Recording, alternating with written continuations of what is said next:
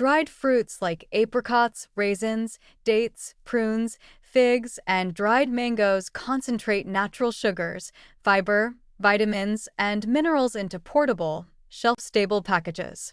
They're convenient for snacking, baking, and adding sweetness to dishes. But the drying process concentrates both nutrients and pesticides, and many dried fruits receive preservatives to maintain color and extend shelf life. Sulfur dioxide stands out as the primary preservative concern. Bright orange dried apricots and golden raisins maintain their appealing colors through sulfite treatment. Without sulfites, these fruits turn brown during drying. The brown color doesn't indicate spoilage or reduced nutrition, but consumers prefer familiar bright colors, so manufacturers use sulfites to preserve appearance.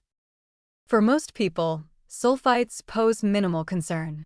But for individuals with sulfite sensitivity, particularly some asthmatics, these preservatives can trigger severe reactions including difficulty breathing, hives, or digestive distress. Sensitivity varies individually, but for affected people, sulfured dried fruits present genuine health risks. Unsulfured dried fruits appear brown but contain fewer additives. The trade-off is purely cosmetic. Nutritionally, sulfured and unsulfured versions are equivalent. The brown color simply reflects natural enzymatic browning during drying.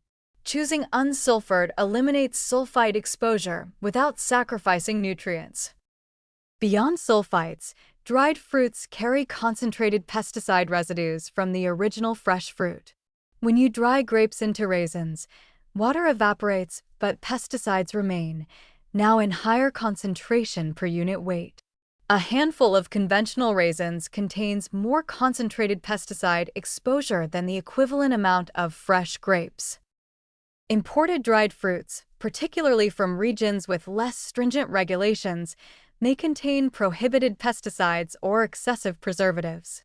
Turkey, China, and other major exporters each have regulatory frameworks that might differ from importing countries. Without testing, consumers can't know what chemicals might be present. The chewy texture and concentrated sweetness of dried fruits make portion control difficult. It's easy to eat much more dried fruit than you'd eat fresh. This increases exposure proportionally. A few dried apricots might represent the pesticide load of a whole pound of fresh apricots consumed over weeks. Organic versus conventional dried fruits show meaningful differences in both pesticide and preservative profiles. Organic dried fruits exclude synthetic pesticides during cultivation and typically use minimal approved preservatives. They cost more but eliminate multiple contamination concerns simultaneously. Washing or soaking dried fruits before consumption might reduce some surface residues, but can't address concentrated pesticides throughout the flesh. Soaking rehydrates fruit and potentially removes some surface treatments, but doesn't reverse the concentration that occurred during drying. Portion guidelines need adjustment for dried versus fresh fruits. Nutritional recommendations often suggest limiting dried fruit portions because of concentrated sugars, but this also limits concentrated pesticide exposure. A serving of dried fruit should be smaller than fresh fruit because everything's concentrated.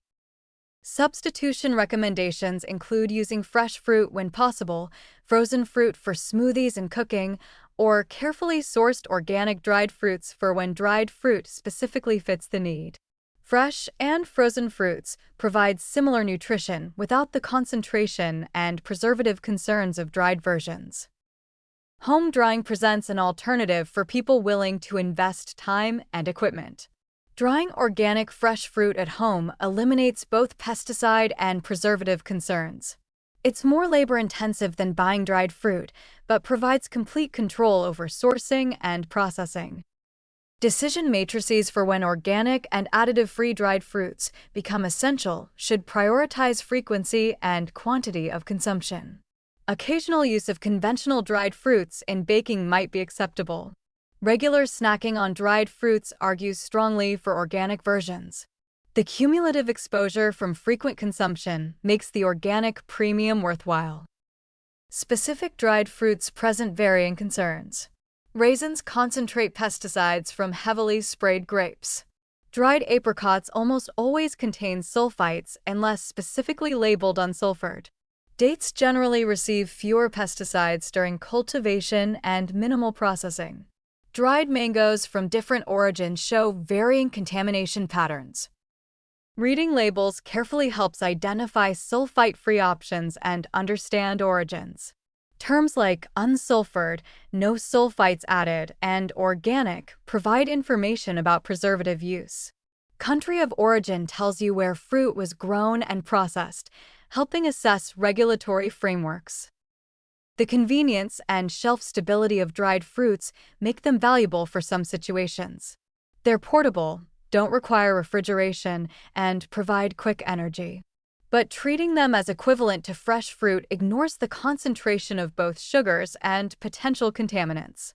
Strategic use of organic dried fruits for specific purposes while prioritizing fresh fruit generally creates a balanced approach.